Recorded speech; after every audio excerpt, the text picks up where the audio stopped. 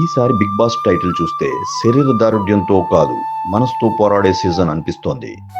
అగ్ని పరీక్ష అనగానే మనకు గుర్తొచ్చేది సీతమ్మ గారి కథ.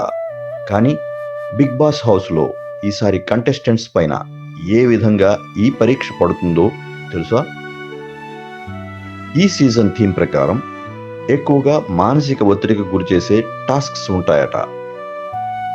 ఎవరి మీద ఎవరికి నమ్మకం ఉందో పరీక్షించే loyalty tasks, secret betrayal rounds, even emotional traps ఇవన్నీ వినిపిస్తున్నాయి.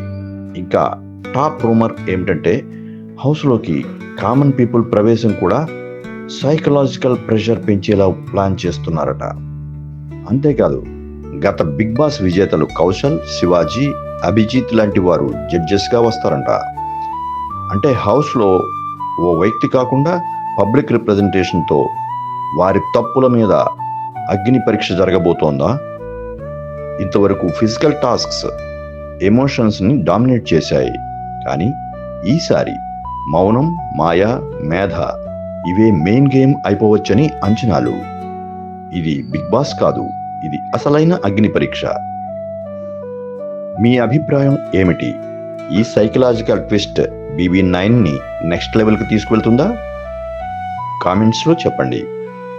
ఇదే రాజ్ కుమార్తో BB9 కబుర్లు పాడ్కాస్ట్ ఎపిసోడ్ 11 తర్వాత అప్డేట్లో మళ్ళీ కలుద్దాం.